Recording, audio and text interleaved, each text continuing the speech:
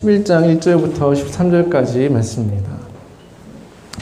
우리가 함께 볼 말씀은 누가복음 11장 1절부터 13절까지 말씀. 저와 여러분이 한 절씩 교독하도록 하겠습니다. 예수께서 한 곳에서 기도하시고 마치심에 제자 중 하나가 여짜오되 주여 요한이 자기 제자들에게 기도를 가르친 것과 같이 우리에게도 가르쳐 주옵소서. 그래서 이르시되 너희는 기도할 때 이렇게 기도하라.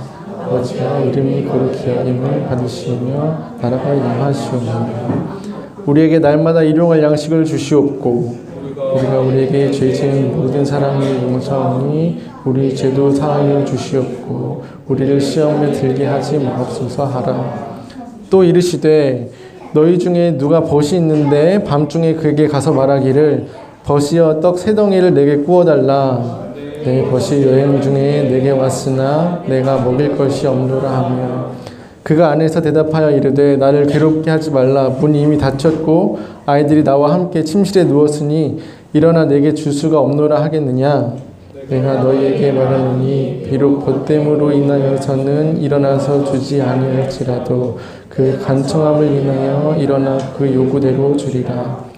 내가 또 너희에게 이르노니 구하라 그러면 너희에게 주실 것이요 찾으라 그러면 찾아낼 것이요 문을 두드리라 그러면 너희에게 열릴 것이니 구하는 이마다 받을 것이요 찾는 이는 찾아낼 것이요 문 두드리는 이에게는 열릴 것이니라. 너희 중에 아버지 된 자로서 누가 아들이 생선을 달라 하는데 생선 대신에 뱀을 주며 알을 달라 하는데 전갈을 주겠느냐. 함께 읽겠습니다. 너희가 악할지라도 좋은 것을 자식에게 줄 줄 알거든 하물며 너희 하늘아버지께서 구하는 자에게 성령을 주시지 않겠느냐 하시니라. 아멘. 네, 오늘 말씀은 예수님께서 제자들에게 기도를 가르쳐 주시는 이야기입니다. 우리는 이것을 주님이 가르쳐 주신 기도라고 해서 주기도문이라고 합니다. 그래서 이 주기도문은 우리 바운의 예배에서는 아니지만 예배 순서 안에 넣어서 매주 모든 성도가 함께 고백하는 교회들도 많이 있습니다. 그런데 사실 이 주기도문에 등장하는 단어들이 조금 어렵고 단어를 알아도 그 문장들이 정확히 어떤 의미를 말하는지 이해하기가 쉽지가 않습니다. 여러분은 주기도문을 어떻게 이해하고 어떻게 고백하고 계신가요? 혹시 주기도문을 그냥 주기도문의 가운데 기도를 빼고 주문처럼 외우고 계신지는 아니에요? 우리가 어떤 사물을 볼 때 물체의 단면만 보면은 어떤 무엇인지 대부분 쉽게 알지만 어떤 물건에 한해서는 그냥 물체의 단면만 봤을 때는 이게 어떤 물체인지 잘 모를 때가 있습니다. 그런데 이제 그 물체를 움직여 보거나 내가 자리를 옮겨서 관점을 바꿔서 이 물체를 볼 때 이 물체가 어떤 물체인지 알게 되는 경우도 있습니다. 오늘 조금 주기도문을 평소에 보던 관점과 다른 방향에서 주기도문을 좀 보려고 합니다. 아마 그렇게 보면은 주기도문의 새로운 면이 굳이 단어나 굳이 문장을 이해하려고 하지 않아도 그게 무슨 말인지 이해가 되는 경험을 하시게 될 겁니다. 오늘 본문 말씀에서 보면 주기도문은 제자들의 요청에 의한 것이었습니다. 그렇죠? 1절 말씀 우리 한 번만 같이 볼까요? 우리 1절 말씀을 한번 보면 예수께서 한 곳에서 기도하시고 마치심에 제자 중에 하나가 여짜오되 주여 요한이 자기 제자들에게 기도를 가르친 것과 같이 우리에게도 가르쳐 주옵소서. 이 제자의 요청에 의해서 예수님께서 주기도문을 가르쳐 주신 거죠. 제가 여기서 한 가지 질문을 조금 드릴게요. 지금 한 제자가 기도를 가르쳐 달라고 하는 이 요청이 기도하는 방법을 가르쳐 달라고 하는 요청일까요? 아니면은 기도를 그냥 기도에 대해서 알려달라는 걸까요? 아니면 그 기도문 자체를 달라고 하는 걸까요? 1번, 2번, 3번 중에 어떤 것 같으세요? 전부 다. 네, 네, 그렇게 말하면 어쩔 수 없지만 답은 제가 봤을 때 답은 3번입니다. 기도하는 방법을 가르쳐달라고 하거나 기도가 뭔지를 알려달라고 한 거라기보다 어떤 기도문을 우리한테 달라고 한 요청이 맞는 것 같아요. 물론 예수님의 주기도문을 통해서 기도하는 방법에 대해서도 알 수 있겠죠. 뭐 이런 순서에 이런 순서로 이런 요소들을 넣어가지고 너희는 기도하면 건강하고 바른 기도라는 것을 우리가 깨달을 수 있습니다. 아마 여러분도 대부분 이렇게 주기도문에 대해서 많이 배웠을 거예요. 그런데 정확하게 이야기하면 제자들이 예수님한테 요청하는 지금 이 기도를 달라고 한 요청은 기도의 방법이 아니라 기도문을 달라고 한 요청이에요. 예수님께서도 기도하는 방법을 가르쳐 주려고 한 목적이 아니고 기도문 자체, 완벽한 기도문을 주신 것에 포커스가 맞춰져 있어요. 왜냐하면 제자들을 포함해서 많은 유대인들은 기도 속에서 태어나서 기도로 자라나고 기도로 죽는다고 해도 과언이 아닐 정도로 그 문화와 풍습 속에서 기도의 선수들이었어요. 그들은 두 종류의 기도를 매일같이 드렸는데 카디시라는 짧은 기도문을 매 순간 읊조리면서 기도했고 쉐몬의 에스레라는 하루에 3번 정한 시간에 길게 기도하는 기도를 가지고 그는 늘 기도를 호흡처럼 그 기도문들을 가지고 늘 호흡처럼 기도를 하는 기도와는 뗄래야 뗄 수 없는 기도의 선수들이었거든요. 제자들이 기도를 알려달라는 건 이미 그들은 기도가 뭔지 그들이 이미 하고 있는 방법들도 있었고 기도가 뭔지 이미 잘 알고 있었던 사람들로서 오늘 예수님한테 기도를 달라고 요청한 것은 우리에게 새로운 기도문을 하나 달라는 요청이었습니다.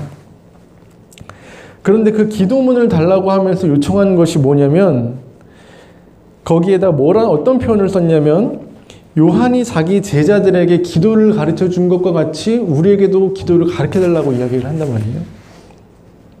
그래서 제가 그냥 그들이 기도를 가르쳐 달라고 했어도 됐을 텐데 왜 요한이 자기 제자들한테 가르쳐 준 그 기도를 그런 것과 같이 기도를 가르쳐 달라고 했을까?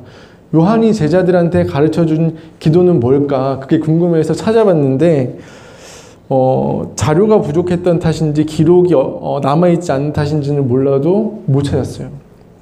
그런데 더 중요한 건 뭐냐면 그 내용보다 제자들이 그렇게 표현한 그 표현 속에서 이 예수의 제자들이 요한의 공동체를 따라하고 싶어하는 어떤 요한의 공동체를 선망하는 그러한 제자들의 내심, 마음이 보인다라는 거죠.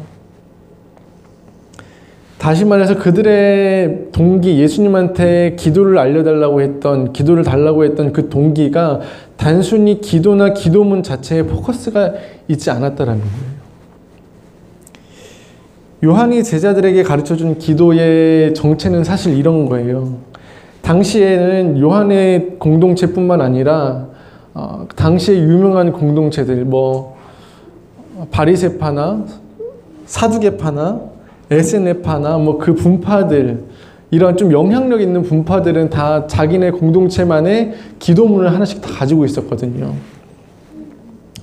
그 기도문은 자기네 공동체가 가지고 있는 가치와 질서와 사상과 철학들을 다 녹여내서 몇 가지 문장으로 만들어서 늘 그들이 외우고 기도하면서 그렇게 습관적으로 살았어요. 그래서 그 기도문이 우리는 다른 공동체와는 다르게 이런 것들을 가지고 신앙생활을 한다라는 어떤 자긍심, 다른 공동체와의 어떤 차별된 구분을 두게 하는 기능을 하기도 했죠. 어떤 느낌인지 아시겠죠? 그 예수님한테 기도문을 달라고 했던 그 배경이.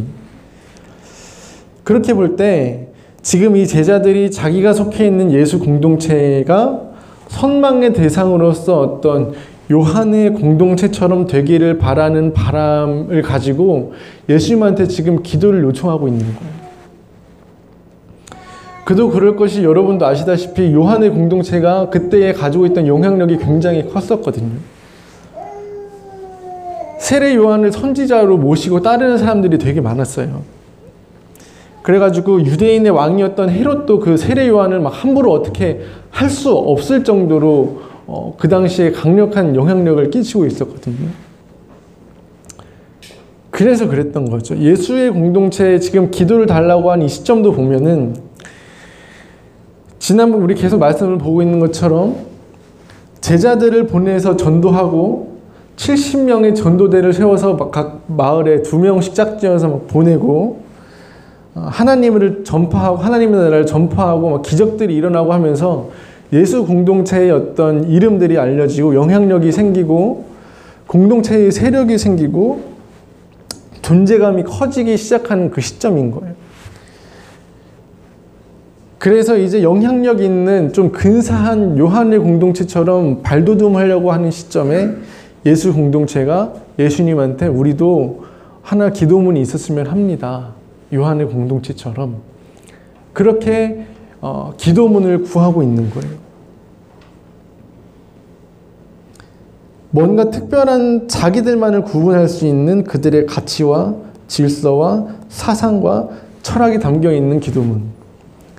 우리는 이런 공동체다 하는 존재감을 명시하는 그런 기도문을 지금 요청하는 거예요.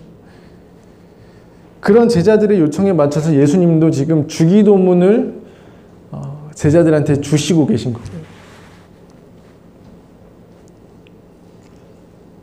그러면 예수님은 어떤 마음으로 그 사랑하는 제자들에게 주기도문을 주셨을까요? 예수 공동체가 존재하는 한 사라지지 않고 호흡처럼 고백되어질 그 기도문을 예수님이 주셔야 되는 거잖아요. 예수를 따르는 자들에게 어떤 길이 되고 위로가 되고 때로는 격려가 되고 방향이 되고 어떨 때는 매가 되기도 할 질서와 가치와 사상을 지금 줘야 되는 상황인 거잖아요. 예수님도 굉장히 심사숙고해서 주기도문을 주셨을 것 같아요. 그 예수님의 마음, 그 마음이 지금 주기도문 속에 담겨 있는 거예요. 그래서 어떤 우리가 주기도문을 기도하는 방법이나 기도에 대한 걸 알려주기 위해서 한 게 아니고 그 공동체의 예수 공동체의 중요한 사상이 담겨 있는 완벽한 기도문으로서 주기도문을 대하는 것이 중요합니다. 그런데 주기도문을 보기 전에 먼저 지난 시간의 말씀을 조금 생각해 봐야겠어요. 지난 시간에 우리 김기창 목사님께서 전해주신 말씀 한번 기억해 봤으면 좋겠는데 예수님께서 70명의 제자들을 세워서 각 마을로 이제 파송을 지난주에 하셨잖아요. 예수님께서 제자들을 파송할 때 그 예수님의 마음이 어땠다고 했었는지 기억나시나요? 10장 3절에 보면은 갈지어다 내가 너희를 보냄이 어린 양을 이리 가운데로 보냄과 같다라고 이야기하면서 이제 막 그들에게 힘을 주고 위로하고 보내셨었죠. 복음을 전하는 자들에게 어떤 고난과 어떤 박대와 어떤 거절들이 있을 줄 아셨기 때문에 그런 마음을 가지고 그들을 파송하셨다는 거예요. 하나님의 나라가 확장되고 복음이 전파될 때 뭔가 되는 것처럼 일이 되는 것처럼 진행돼야 되는데 사실상은 예나 지금이나 그렇지가 않다는 거예요. 그래도 10장에서 받은 거절과 박대와 수치 이런 거는 약과예요. 앞으로 제자들에게 어떤 일들이 일어나죠? 조금만 지나면 이제 예수님이 십자가에 달려서 돌아가시고 예수님이 부활 승천하신 이후에도 스데반 집사는 돌에 맞아 죽고 그 이후로 이제 제자들은 마을이 아니라 세계 각지로 막 뿔뿔이 흩어지고 복음과 함께 고난을 받는 일들이 예수 공동체 앞에 기다리고 있는 거예요. 히브리서에 보면은 복음으로 인해서 조롱과 채찍질과 결박과 옥에 가둠과 돌로 치는 것과 톱으로 켜는 것과 시험과 칼로 죽임을 당하고 동물의 가죽을 입고 유리하면서 궁핍하고 환난과 학대를 받는 예수 공동체의 모습들이 그려지잖아요. 앞으로 제자들의 앞에 그런 일들이 기다리고 있다고. 예수님은 그리고 그것을 알고 계시고 그런 제자들에게 오늘, 그런 예수 공동체에게 오늘 주기도문을 알려주고 계신 거예요. 이 성경의 배경만 아니라 성경을 쓰고 있는 누가의 배경도 마찬가지예요. 복음서가 순서상으로는 서신서들 앞에 있지만 기록된 순서로는 서신서들보다 뒤에 써져 있거든요. 뒤에서 써졌거든요. 복음서를 기록하는 당시의 제자들의 상황, 여러 복음서를 기록하는 당시에 예수 공동체가 처해 있는 상황을 생각하면 그들도 마찬가지로 복음을 전하는 것으로 인해서 앞서 말한 것과 같이 수많은 고난과 환난과 핍박을 당하고 있었고, 누가는 그들을 위로하고 격려하기 위해서, 그래도 그 길을 계속 가라고 격려하기 위해서 지금 주기도문을 기록하고 있는 거거든요. 그렇게 생각하면 주기도문이 조금 다르게 와닿겠죠. 단순히 예수님께서 가르쳐 주신 근사하고 완벽한 기도나 어떤 기도의 방법 정도가 아닙니다.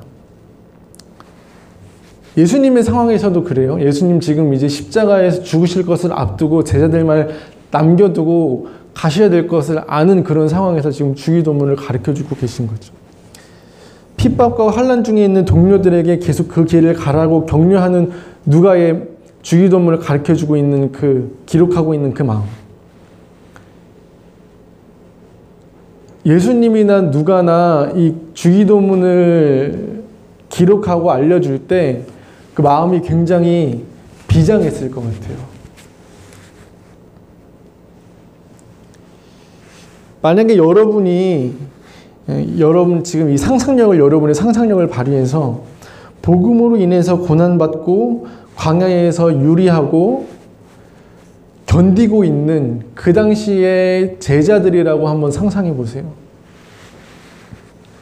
여러분이 한번 독립군이라고 생각해 보세요. 저는 그 예수님의 제자들, 오늘날의 성도들을 독립군에 비유하는 걸 굉장히 좋아하거든요. 아직 오지 않았지만, 이미 왔지만 장차 도래할 나라를 기다리면서 그것을 위해 준비하고 싸우는 독립군과 제자들은 같다고 저는 생각하거든요. 여러분이 스스로가 그런 어떤 독립군의 입장에서, 제자의 입장에서 주기도문을 외운다라고 한번 생각해 보세요. 그러면 한 절 한 절 따로 설명하지 않아도 그 주기도문이 어떤 의미인지 열리게 될 거예요. 여러분의 상상력을 한번 동원해서 복음을 전하다가 고난을 받고 감옥에 결박된 상태라고 생각해 보세요. 여러분이 복음을 전하다가 사람들에게 쫓겨나서 마을이 아닌 빈들에서 그 추운 날에 몇 명의 공동체와 같이 난로도 없이 서로의 몸을 난로 삼아서 부대껴가지고 주기도문을 외우고 있는 상황이라고 한번 생각해 보세요.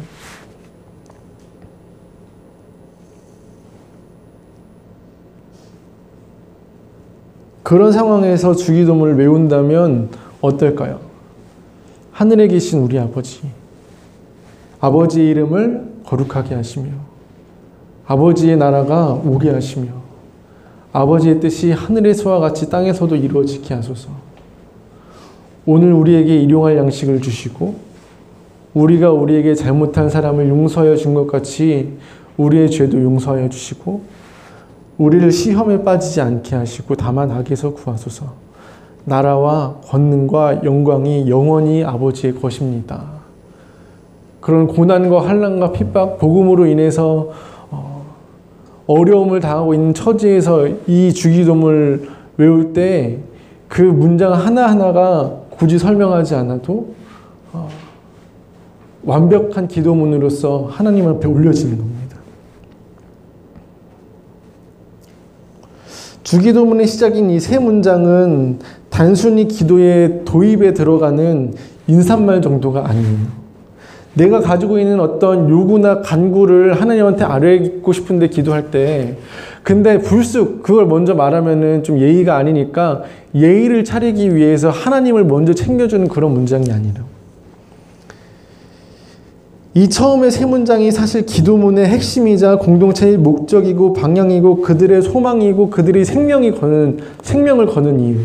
하늘에 계신 우리 아버지, 아버지의 이름을 거룩하게 하시며 아버지의 나라가 오게 하시며 아버지의 뜻이 하늘에서와 같이 땅에서도 이루어지게 하소서란 이 세 문장은 그냥 인사치레가 아니고 그들의 소망이고 그들의 생명을 거는 문장이죠. 오늘 우리에게 일용할 양식을 주시고 주기도문을 준비하면서 사실 이 말씀이 저는 굉장히 찔리더라고요. 요즘 많은 목사님들이 넘어지고 그래서 교회와 성도가 시험에 드는 이유 중에 하나가 저는 이거라고 생각을 합니다. 오늘 우리에게 일용할 양식을 주시고 오라고 고백할 수 없는 현실. 예수님도 잘 되고 나도 좀 잘 됐으면 좋겠는 거예요. 예수님도 살고 나도 살았으면 좋겠는 거예요. 복음도 잘 되고 나도 좀 잘 먹고 잘 살고 나도 좀 근사해지고 나도 좀 커졌으면 좋겠고 그래서 목사님들이 그 마지막에 교회를 은퇴할 때 전별금이며 부자 세습이며 횡령이며 사례비 문제로 너무 많이 넘어지는 일들이 있는 거예요. 한 종이 두 주인을 섬기지 못하는데 돈과 하나님을 같이 섬기면서 자기도 망하고 교회도 무너지는 거죠. 맹인이 맹인을 어떻게 인도하겠습니까? 결국에는 구덩이에 빠지고 말 것입니다. 그래서 요즘 계속 드는 생각이 생명의 열매를 맺고 생명을 구원하고 싶다면 죽어야겠다. 살려고 하면 안 되겠다. 나의 생명의 앞가림 그런 거는 그냥 주님한테 맡겨야겠다. 일용할 양식을 주님한테 맡겨야겠다. 일용할 양식이 뭐예요? 출애굽할 때 광야에서 이스라엘 공동체가 매일 내려오는 만나를 하나님께 받아서 먹었던 것처럼 하나님께만 의지해서 그들의 40년의 생활을 광야에서 해낼 수 있었던 것처럼 그들의 삶과 그들의 안전과 그들의 안정, 우리가 제일 원하고 갖고 싶어 하는 거 있잖아요. 그게 없으면 가장 불안하고 그래서 우리가 그런 것들을 쟁여놓으려고 하고 안전과 안정 그런 것들 내가 할 수 있을 거라고 생각하지만 내가 사실 할 수 없는 것들 주님한테 맡겨야겠다. 살려고 하면 안 되겠다. 죽어야겠다. 하늘의 밀이 땅에 떨어져 죽지 않으면 하늘 그대로 있고 죽으면 많은 열매를 맺느니라.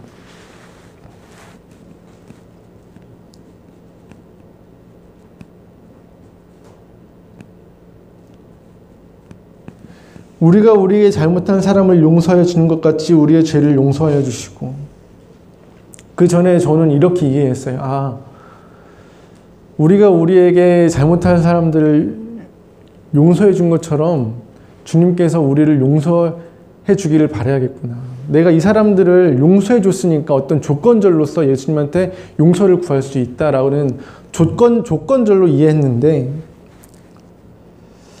지금까지 우리가 나눴던 그 상황 안에서 이 문장을 보면 조금 다르게 해석이 돼요.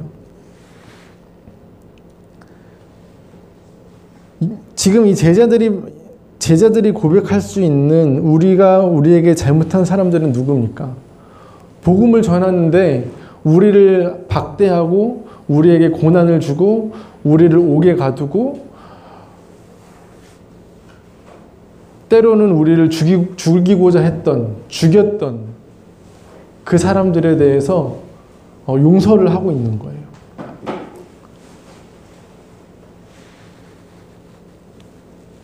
그런데 그걸 잘 생각해 보면 그 잘못들은 사실 우리가 예수님께 했었던 인류가 하나님께 저질렀던 범죄거든요.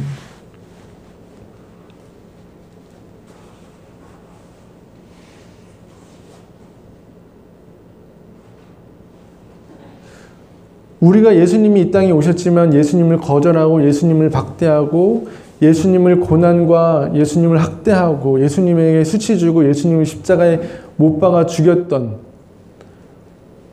우리의 죄를 용서해 달라고 고백하고 있는 거예요. 이건 어떤 조건절로서 조건절로 하면 우리의 믿음과 전혀 우리의 어떤 교리와 전혀 다르잖아요. 조건절이었으면 우리는 예수님을 믿어서 그냥 회개하고 구원받는데 이 사람들을 우리에게 잘못한 사람들을 용서해야지만 우리가 용서받는다라는 건 그것도 어떤 큰 의미가 있지만 우리가 믿는 믿음 안에서는 약간 괴리감이 있는 거죠.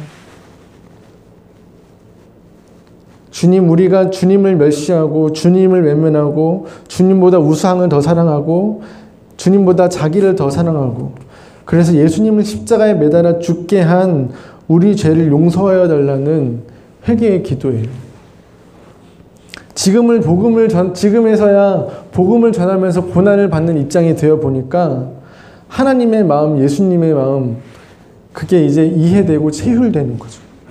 아, 하나님이 많이 아프셨겠다. 하나님이 많이 슬프셨겠다.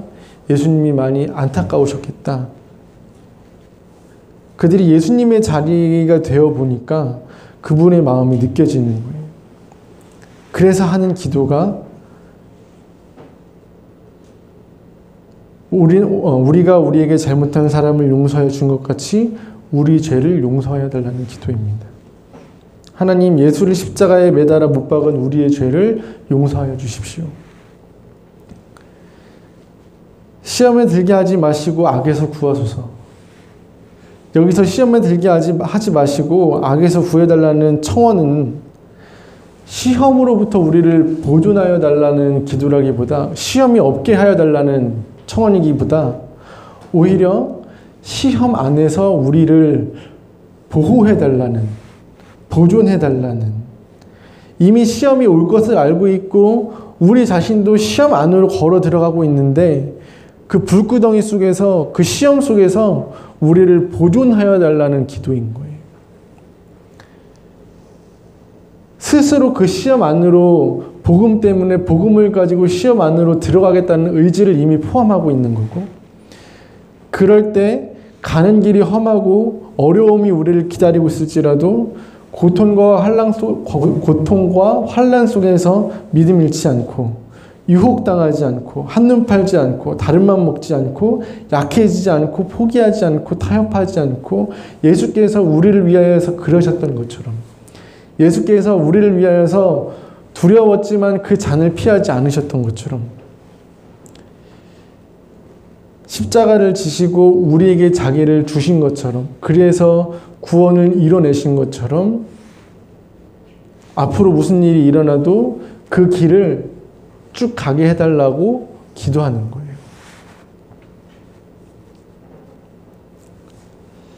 이렇게 보면 주기도문은 굉장히 비장하고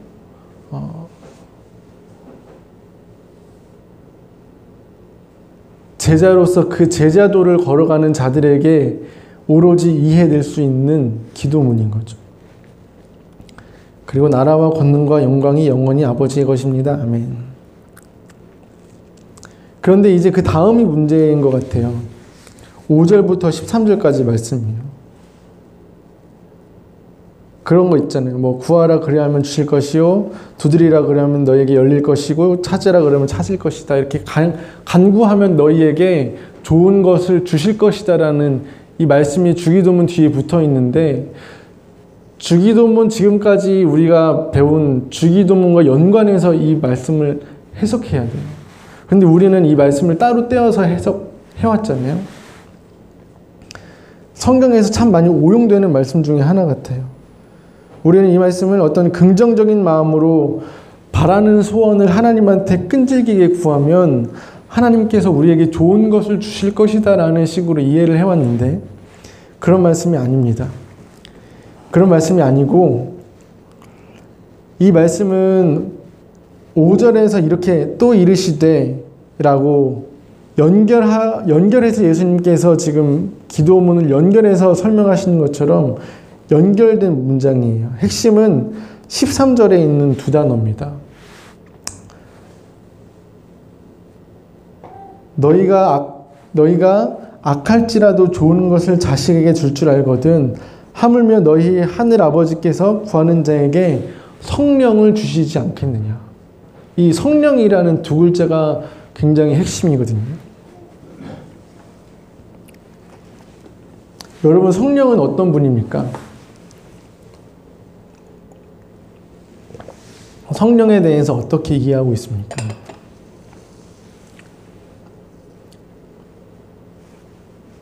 성령 하면은 많은 사람들이 쉽게 생각하는 게 어떤 거냐면은 뭐 은사, 치유하고 병 고치고 귀신을 내쫓고 방언하고 뭐 이런 것들이 나타나는 것, 이런 현상들이 나타날 때 성령이 임하셨다라고 이해하는 경우가 많은데, 성경에서 가장 바르게, 가장 정확하게, 가장 건강하게 성령에 대한 이해의 답은 뭐냐면 그리스도의 영입니다. 그리스도의 영, 예수의 영. 쉽게 말하면 성령이 하시는 일은 뭐 그런 치유의 은사나 뭐 이런 기적들이 일어나기도 하시겠지만, 모든 것들을 통해서 예수를 알게 하고 예수를 깨닫게 하고 예수를 믿게 하고 예수를 사랑하게 하는, 예수에게로 인도하는 영이 바로 성령이 하시는, 성령의 중요한 성령의 정체성이에요. 무슨 성령 집회 가가지고 놀라운 일들이 막 일어난다고 하면 막 아말감이 금으로 변하고 막 그런 일들이 실제로 막 일어난다라고 하잖아요. 그런데 그런 기적들이 일어난들 예수님과 무슨 상관이 있죠? 오히려 예수님에 대해서 오해하고 잘못된 신앙을 갖게 하는 일들 아닌가요? 예수님과 전혀 상관이 없는, 그리고 예수님에 대해서 오해하게 하는 그런 기적들은요, 저는 성령의 일이 아니라고 저는 믿습니다. 광명한 천사로 위정한 하나님에 대해서 오해하고 예수가 아닌 다른 것을 쫓게 하는 귀신의 일이라고 저는 생각합니다. 성령은요, 예수의 영이에요.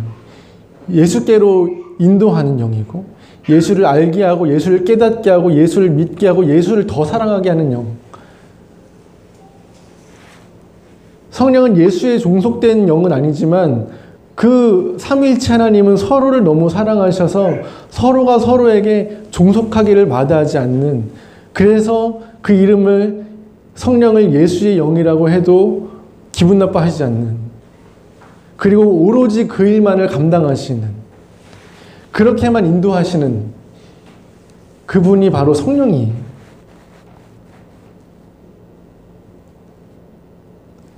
그렇게 봤을 때 너희가 구해야 할 것은 너희들의 소원이나 너희들의 바람이나 이빨을 아말감이 금으로 바뀌는 뭐 그따위 것이 아니라 성령을 구해야 한다.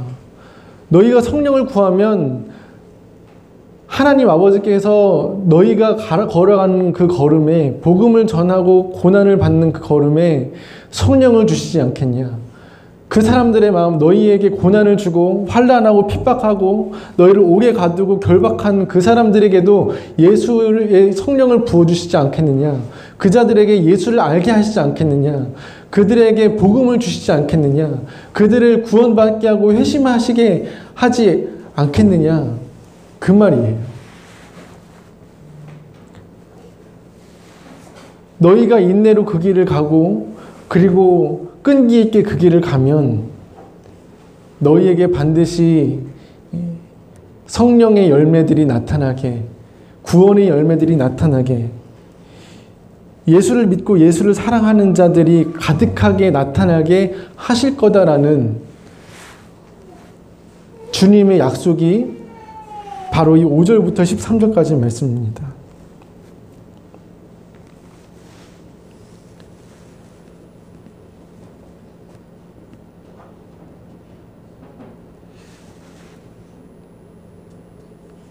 교회 공동체가 주기도문을 고백할 때 주기도문을 알려주셨던 그때부터 환난을 당해온 그 시기를 지나 지금의 교회가 있는데, 지금도 마찬가지로 교회가 주기도문을 고백할 때 그렇게 이해하고 그런 마음을 가지고 그런 방향성을 가지고 주기도문을 고백해야 돼요. 주기도문을 외우는데도 그런 것들이 마음에 와닿지 않는다면 예수를 따르는 자로서의 마음, 예수를 따르는 자로서의 삶의 상태, 다시 한번 돌아봐야 된다는 거죠.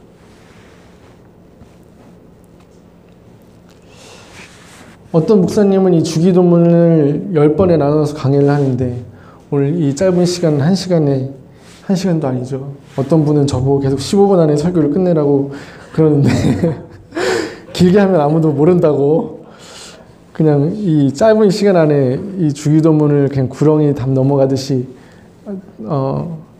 훑고 지나가는 게 아쉽지만 여러분이 이미 찰떡같이 알아들으셨을 거라고 저는 생각을 하고 또 이러한 이해를 가지고 한 주간 여러분이 만약에 주기도문을 조금 더 묵상하신다면 그 안에 담겨져 있는 놀라운 비밀을 주님께서 활짝 열어주실 거라고 믿습니다. 이 주기도문이 여러분의 삶의 이정표가 되고 여러분의 삶의 모본이 되고 우리 바운의 공동체의 모본이 되고 여러분에게 위로가 되고 힘이 되고 때로는 매가 되기도 하는 그런 은혜가 있기를 바랍니다.